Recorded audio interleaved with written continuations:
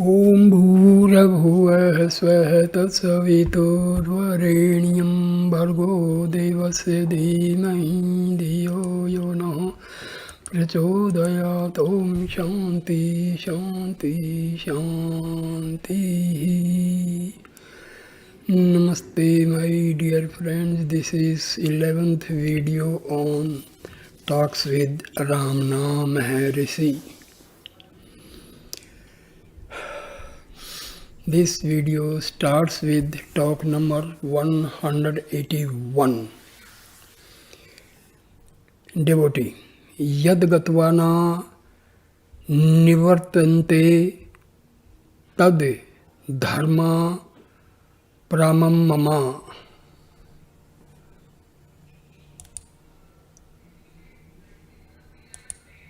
Which is that Dhamma? Is it not the absolute state beyond cosmic consciousness? Maharshi replies, yes. Devotee, na nivartante would mean not covered by ignorance again. Maharshi, yes.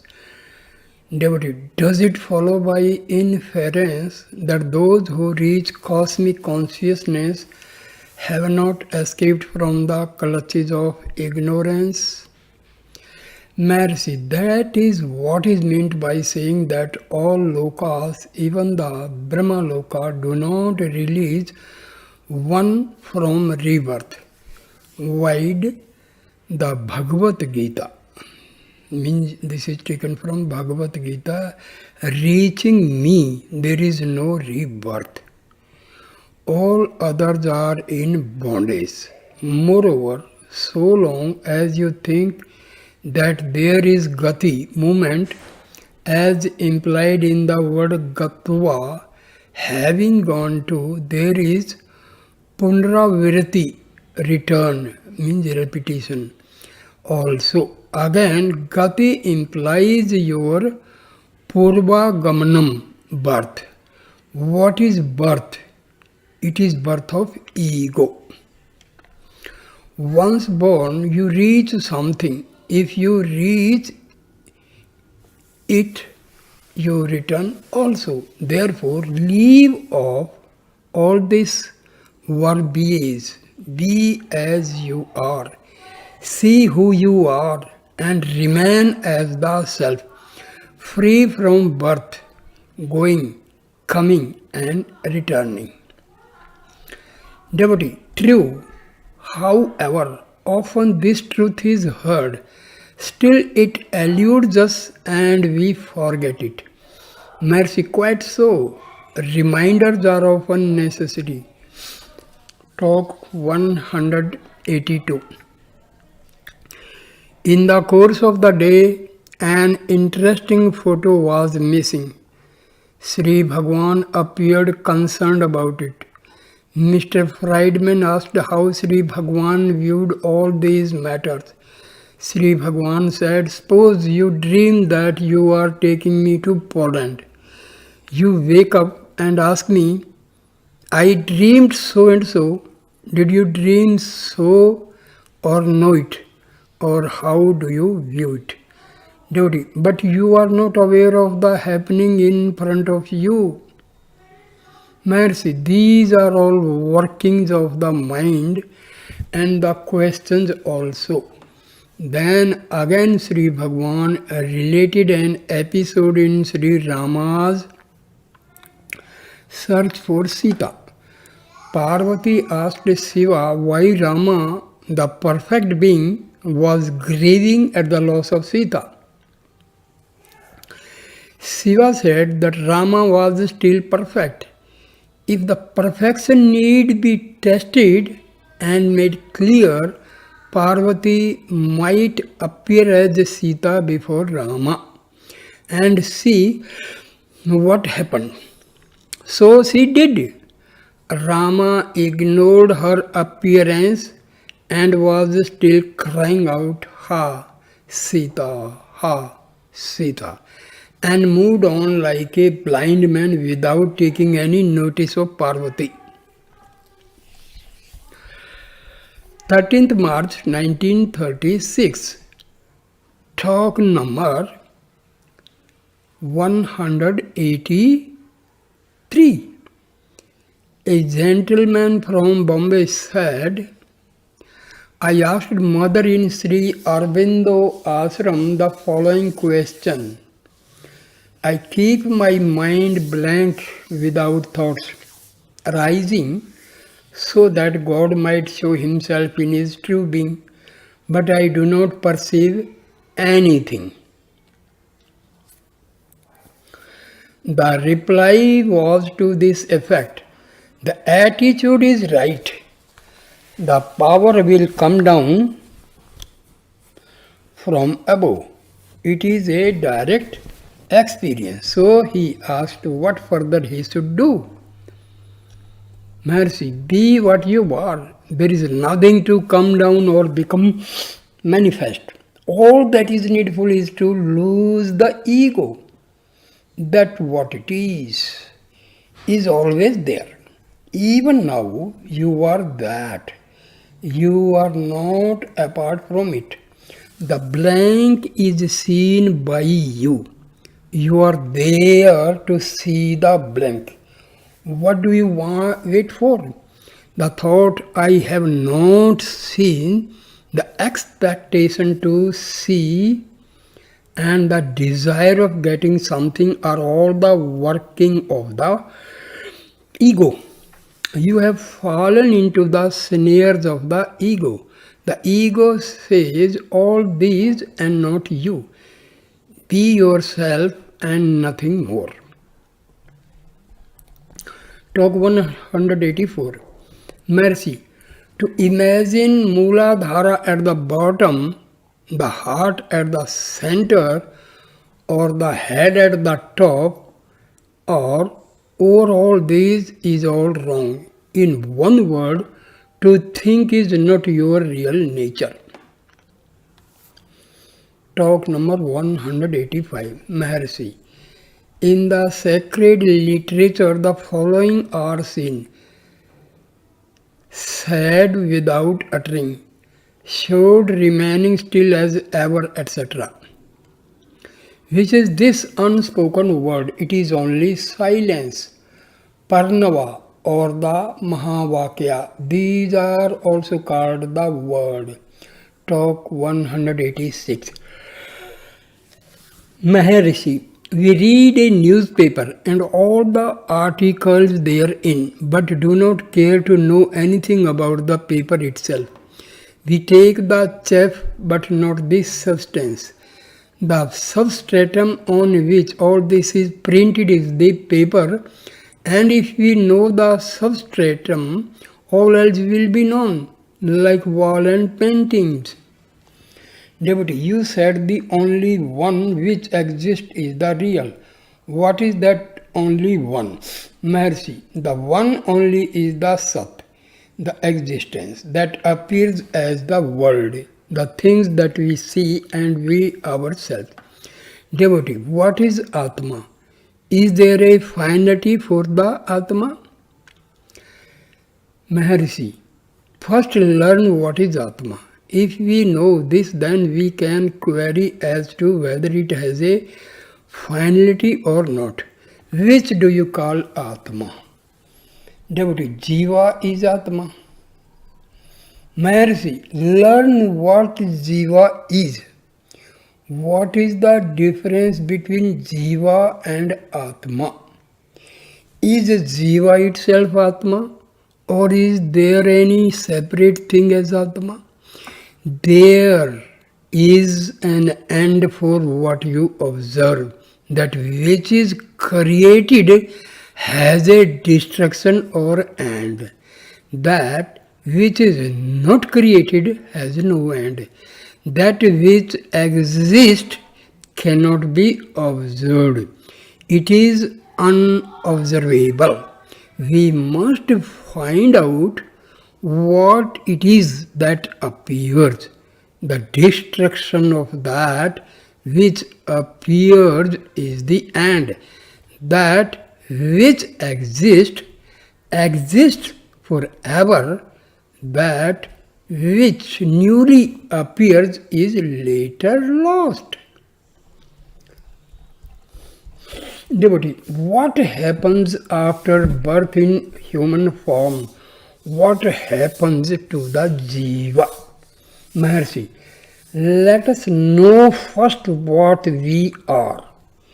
We do not understand what we are, and until we know what we are, there is no room for such a question. Bhagwan obviously here refers to the confusion of body as Atma, Deh Atma Buddhi, which is the cause for this confusion of ideas of death and birth. For Atma has no birth or death. It is untainted by the elements of earth, fire, air, and water, etc. Gita, chapter 2, Shloka 11. Asochayam anvo sochas tavam prajna vadamas ascha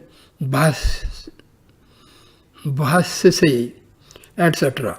Meaning is, what is that had birth? Whom do you call a man? If, instead of seeking explanation for birth, death and after death matters,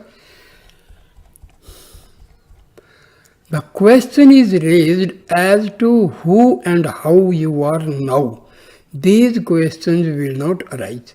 You are the same while asleep, deep sleep, in dream and in waking state.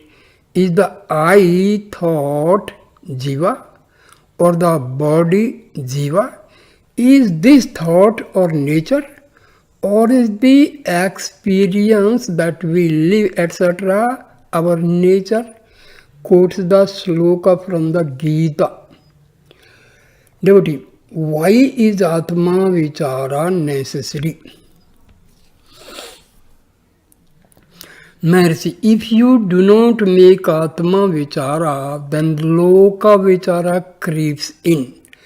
That which is not is sought for, but not that which is obvious. When once you have found what you seek, Vichara, that is inquiry, also ceases, and you rest in it. As long as one is confusing the body with the Atma, Atma is said to be lost and one is said to seek for it. But the Atma itself is never lost. It always exists.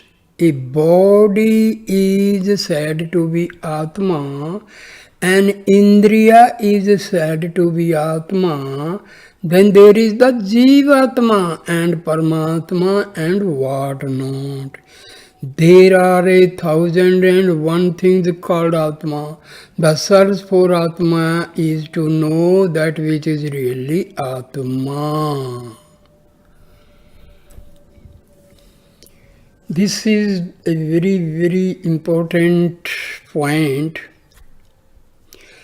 When Atma is present in the human body and it exists with prana, so this Atma present in the body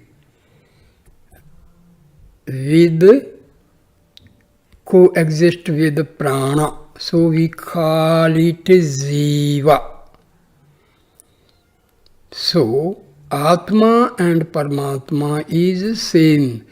Atma does not depend upon anything, it is self-independent. And here Jivatma, what we call the Atma, when it is embodied in the body, we call this Atma as Jivatma. So we have to be careful. We should not mix Jivatma and Atma. Samadhi, Kevala and Sahaja. So this is to be explained by Maharshi. Talk number 187. Devotee. See, I'll just explain simply. When ego, vasanas and mind are destroyed, so there is pure and real Atma. This state is called superconscious state or samadhi. Now, talk number 187. Devotee. I maintain that the physical body of the man sunk in samadhi as a result of unbroken contemplation of the self becomes motionless for that reason. It may be active or inactive. The mind fixed in such contemplation will not be affected by the body or the senses being restless. A disturbance of the mind is not always the forerunner of physical activity. Another man asserts that physical unrest certainly prevents nirvikalpa samadhi or unbroken contemplation. What is your opinion? You are the standing proof of my statement. This is the question put by the devotee. I will repeat again. Talk number, these are very, very important points. Talk number 187, devotee puts a question to Maharshi.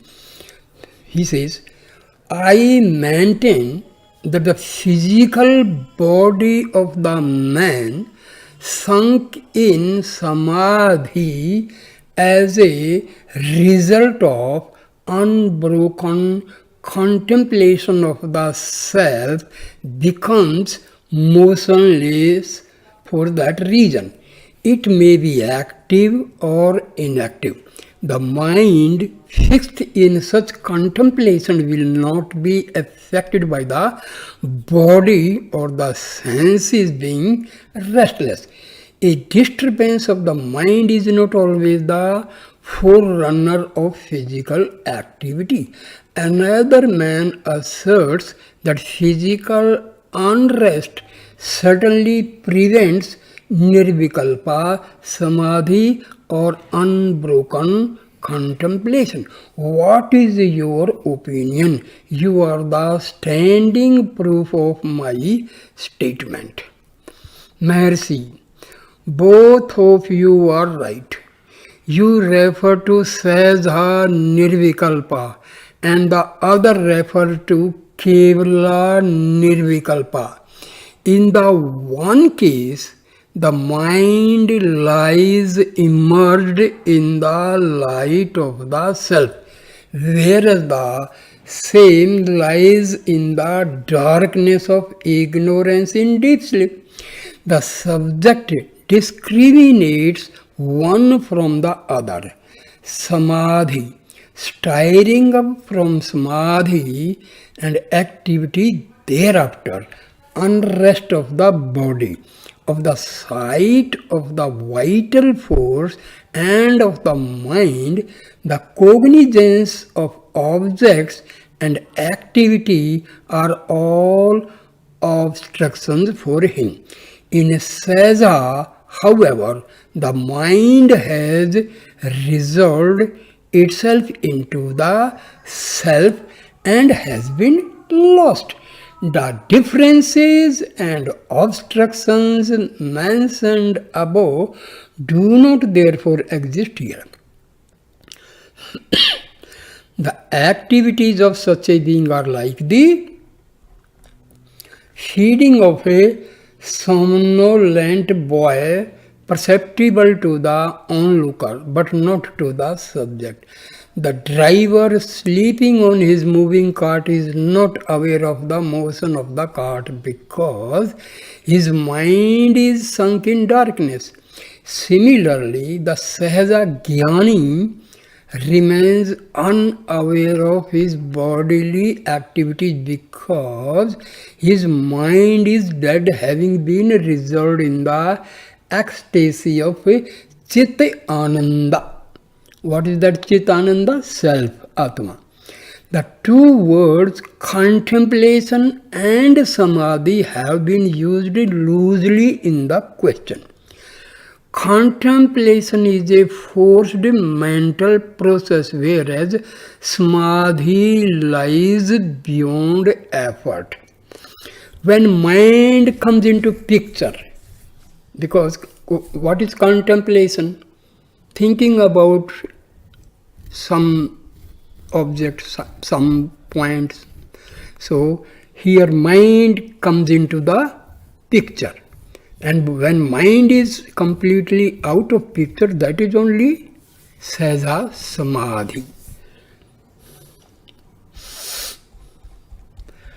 So here comparison is made, that is sleep, Kevala and Sahja. In sleep, mind is alive. In Kevala, mind is alive. In Sahja, mind is dead. Second point, in sleep, mind sunk in oblivion. In Kevala, sunk in light, mind is sunk in light. And in Sahja, mind is resolved into the self. That is, it has merged into the self. Now, in Kevala, third point, like a bucket with the rope left lying in the water in a well. In Sahja, third point, like a river discharged into the ocean and its identity lost. Fourth, to be drawn out by the other end of the rope. Fourth, a river cannot be redirected from the ocean. That means in Sahja Samadhi, simple thing, mind is completely lost. That Samadhi is known as Sahja Samadhi. When mind is not completely dead and there is mind in the picture, that time the Samadhi is there, but that Samadhi is called Kevala Samadhi, Savikalpa Samadhi or Kevala Samadhi. And when there is no thought, no mind, no contemplation, that is the Sahja Samadhi, when mind is completely lost, ego is completely destroyed. So in real Samadhi is Sahja Samadhi, when there is no ego, no vasana, no mind, no thought, no contemplation. And when these things are present, that is Savikalpa Samadhi. Talk number 188. The essence of mind is only awareness or consciousness. When the ego, however, dominates it, it functions as the reasoning, thinking, or sensing faculty. The cosmic mind, being not limited by the ego, has nothing separate from itself and is therefore only aware. This is what the Bible means by I am that I am. The ego-ridden mind has its strength sapped and is too weak to resist the torturing thoughts. The egoless mind is happy in deep, dreamless sleep. Clearly, therefore, bliss and misery are only modes of mind. But the weak mode is not easily interchangeable with the strong mode. Activity is weakness and consequently miserable. Passivity is strength and therefore blissful. The dormant strength is not apparent and therefore not availed of. Talk number 189. Mr. M. Oliver Lacombe, a middle-aged Frenchman who was on a visit to India, being delegated by the Institute of Indian Civilization of the University of Paris, came here from French India. Among others, he had desired to meet Maharshi. He came and stayed here about 3 hours. He had read in the Sanskrit original the Bhagavad Gita, the Upanishads and the Sutras with commentaries by Sri Shankara and Ramanuja. He asked, is Maharshi's teaching the same as Shankara's? Maharshi's teaching is only an expression of his own experience and realization. Others find that it tallies with Sri Shankara's. Devotee, quite so. Can it be put in other ways to express the same realization? Maharshi. A realized person will use his own language. Sri Bhagwan added, silence is the best language. What is silence? Let us visualize. When mind is dead, the state of thoughtlessness is silence. People think that not talking with the mouth is known as silence. No. The state of thoughtlessness, when thoughts do not rise from the Atma, this state is known as silence. So we should be very clear. Devotee, what does Maharshi say about Hatha Yoga or Tantric practices? Maharshi does not criticize any of the existing methods.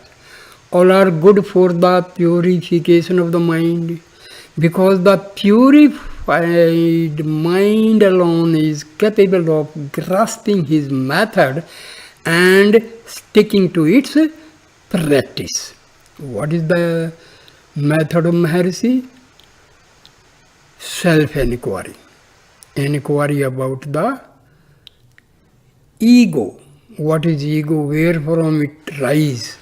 So when we say who am I, here who is the query, who am is existence, I is here ego. So when we contemplate on who am I, the question is raised to the existence of this ego. What is ego? Where from it rises? So that is the most important question. Who am I means ego is questioned. What you are, where from you have risen. So this who am I is a very, very good method, because slowly and steadily it weakens the mind and ego. And finally both mind and ego are destroyed and person reaches the stage of self-realization. Devotee, which is the best of the different yogas, karma, jnana, bhakti or hatha? Maharshi, see stanza 10 of Upadesa Sara. To remain in the self amounts to all these in their highest sense. Maharshi added, in dreamless sleep, there is no world, no ego, no unhappiness. But the self remains. In the waking state, there are all these, and yet there is self. One has only to remove the transitory happenings in order to realize the ever-present beatitude of the self. Your nature is bliss. Find that on which all the rest are superimposed, and you then remain as the pure self.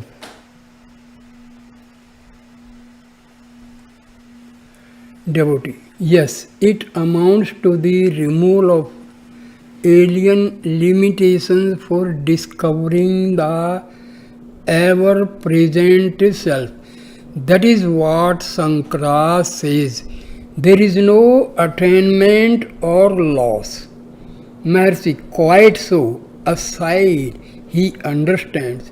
Devotee, how is work to be done ordinarily for an aspirant? Mercy, without self-identification with the actor.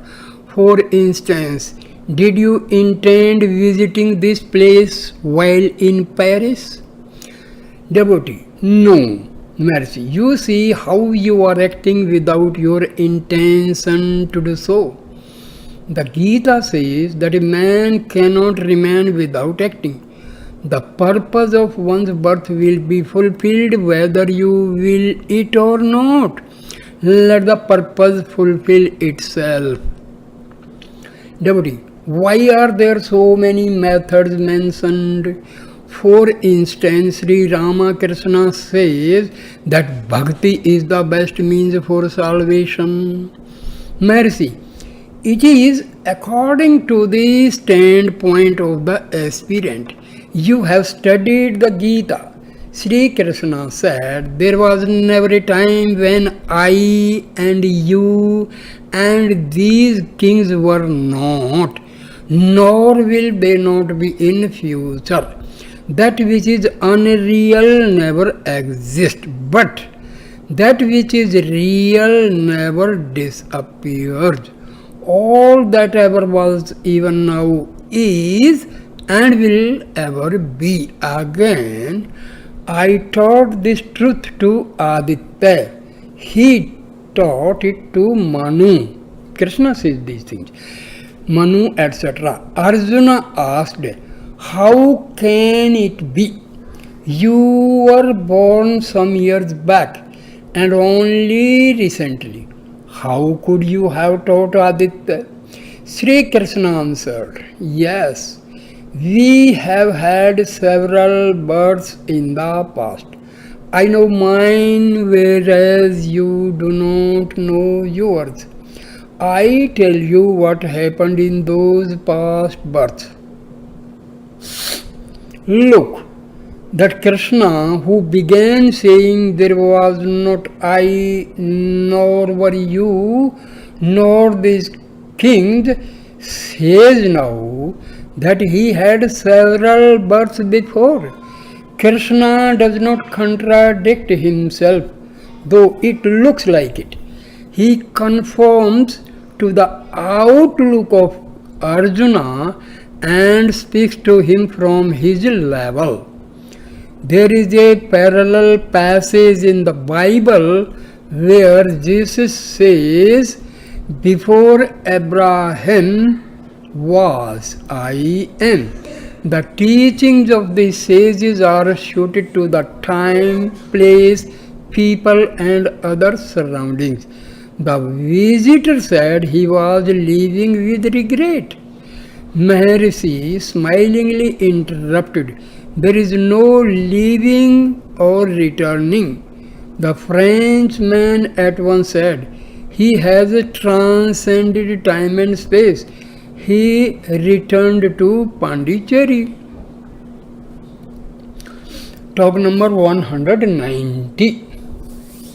There is a pet squirrel in the hall, which usually, this is 30th May 1936.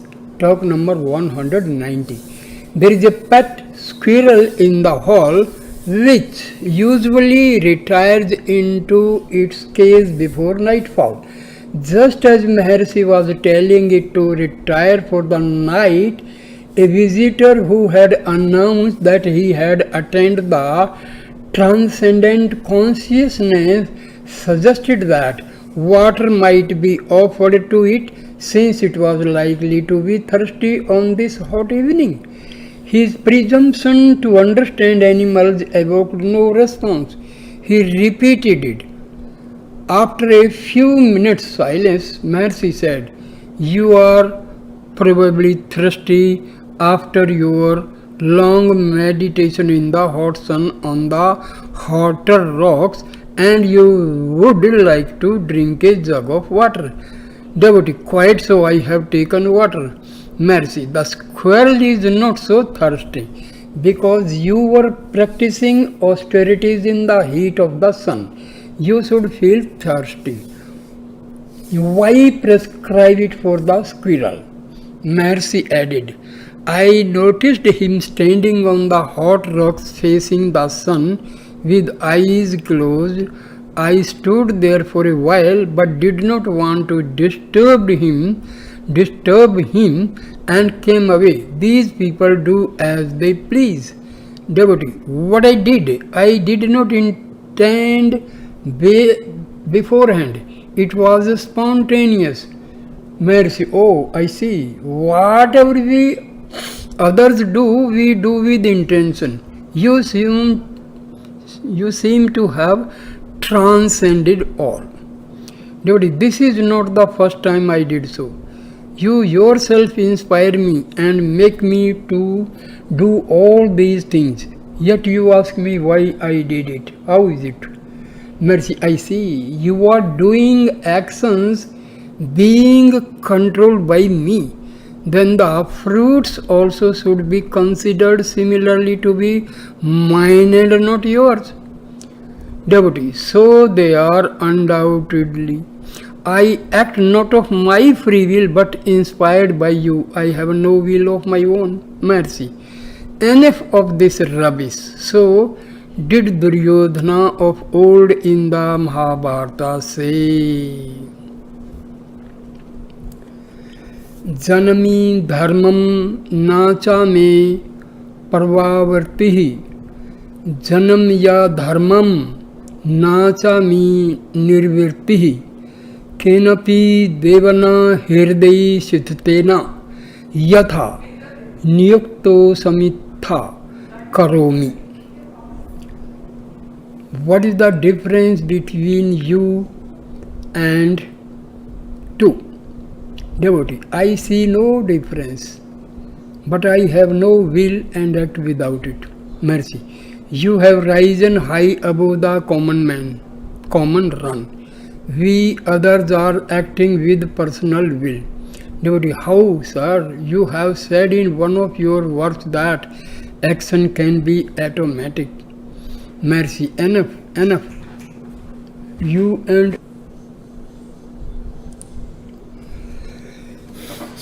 You and another visitor behave as transcendental beings. You are both fully learned. You need not learn more. I would not have said all this had you not been coming here frequently. Do as you please, but these eccentricities of the beginner's stage will become known in their true light after some time. But I have been in this state for such a long time, devotee says, but I have been in this state for such a long time. Mercy, enough. Talk number 191. Mr. Cohen, a resident disciple, was speaking of yoga method. Maharshi remarked, Patanjali's first sutra is applicable to all systems of yoga. The aim is the cessation of mental activities. The methods differ so long as there is effort made towards that goal. It is called yoga. The effort is the yoga. The cessation can be brought about in so many ways. Number one, by examining the mind itself. When the mind is examined, its activities cease automatically. This is the method of jnana. The pure mind is the self. Second, looking for the source of the mind is another method. The source may be said to be God or self or consciousness. Third, concentrating upon one thought make all other thoughts disappear. Finally, that thought also disappears. And fourth is Hatha Yoga. All methods are one and the same inasmuch as they all tend to the same goal. It is necessary to be aware while controlling thoughts, otherwise, it will lead to sleep.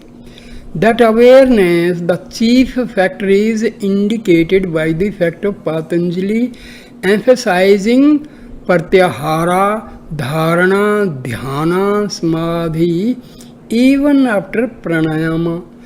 Pranayama makes the mind steady and suppresses thoughts. Then why 12 further?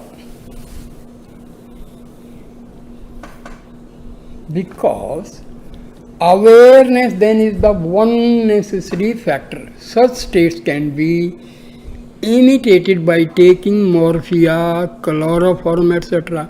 They do not lead to moksha because they lack awareness. 3rd June 1936. Talk number 192. Maharshi explained in the course of conversation, whoever desires liberation, everyone wants only happiness. Happiness too is found in the enjoyment of the senses.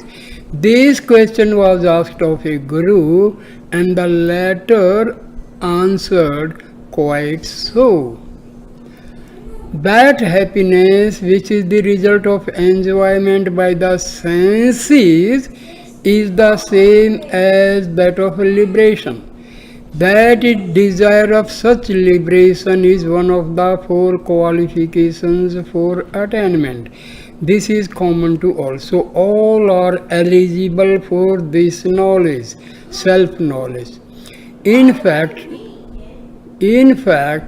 there may not be found any individual in the world who possesses all the quantities in perfection necessary for an aspirant as mentioned in Yoga Sutra. Still, pursuit of self-knowledge should not be abandoned.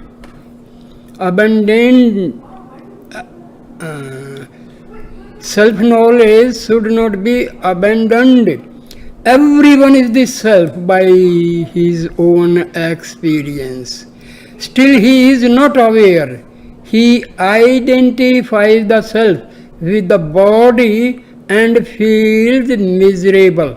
This is the greatest of all mysteries. One is the self. Why not abide as the self and be done with miseries?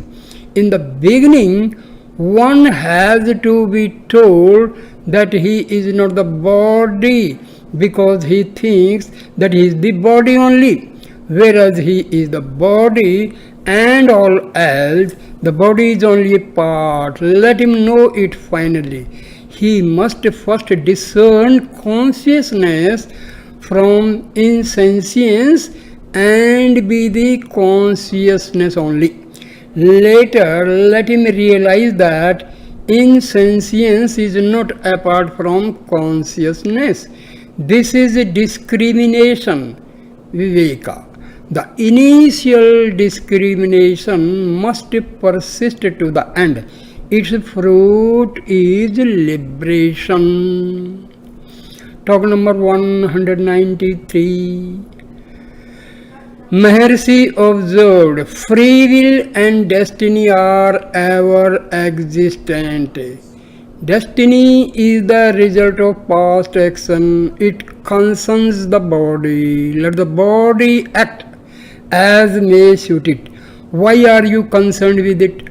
Why do you pay attention to it? Free will and destiny last as long as the body lasts. But wisdom, jnana, transcends both. The self is beyond knowledge and ignorance. Should anything happen, it happens as the result of one's past actions, of divine will and of other factors. Talk number 194. Mr. Subbarao, a visitor from Amalapuram, asked how to control the mind. Mercy, get hold of the mind. Devotee, how? Mercy, mind is intangible. In fact, it does not exist. The surest way of control is to seek it. Then its activities cease. 6th June 1936. Talk number 195. Mr. Jharka, a gentleman from the University of Banaras, holding the MA and the MSc degrees, said that he was stricken with grief due to bereavement of wife and children. He sought peace of mind and asked how to get it. Mercy, it is in the mind that birth and death, pleasure and pain, in short, the world and ego exist. If the mind is destroyed, all these are destroyed too. Note that it should not be annihilated, not just made latent. For the mind is dormant in sleep, it does not know anything. Still, on waking up, you are as you were before. There is no end of grief. But if the mind be destroyed, the grief will have no background and will disappear along with the mind. Devotee, how to destroy the mind? Mercy, seek the mind. On being sought, it will disappear. Devotee, I do not understand. Mercy, the mind is only a bundle of thoughts. The thoughts arise because there is the thinker. The thinker is the ego. The ego, if sought, will vanish automatically. The ego and the mind are the same. The ego is the root thought from which all other thoughts arise. Devotee, how to seek the mind? Maharshi, drive within. You are now aware that the mind rises from within, so sink within and seek. Devotee, I do not yet understand how it is to be done. Mercy, you are practicing breath control. Mechanical breath control will not lead one to the goal. It is only an aid. While doing it mechanically, take care to be alert in mind and remember the I thought and seek its source. Then you will find that where breath sinks, there I thought arises. They sink and rise together. The I thought also will sink along with the breath.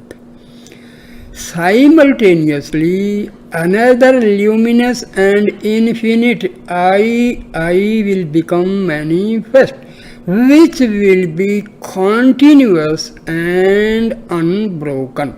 That is the goal.